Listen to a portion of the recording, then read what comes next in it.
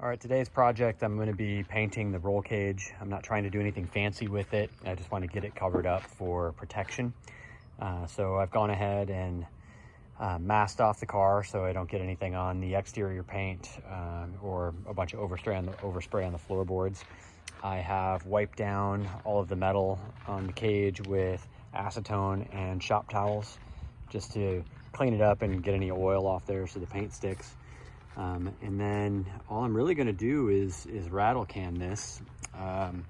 Nothing too special there either. I'm just using a hardware store brand.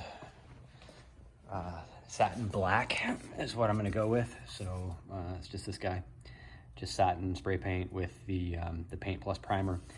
So nothing fancy. There are some schools of thought on roll cages. I kind of like mine to blend in. And the interior of the car is already kind of a satin black, so I think it blends in well that way.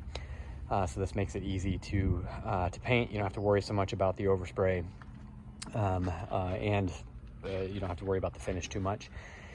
But some folks will recommend that you go with a lighter color, like a white or a light gray or something like that on the cage, so that it can show cracks.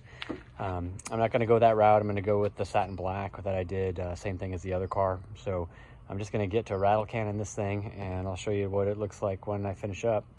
Oh, one thing to note, I did take out the dash and I took out the instrument cluster just for a little bit of extra room. So that's about it. I'll show you the results here in a minute. Well, here's the painted cage. Took me 2 cans, actually used about 2 1/4 cans of spray paint, just because there were a couple spots that I wanted to go back through and touch up. It's a good idea to leave your masking in and let the paint dry, because odds are you miss something. So for example, back up here in the X bracing, it's really hard to get up top there. So after the first round of painting, I came back around and I had to do some contortionist stuff to squeeze myself up in there.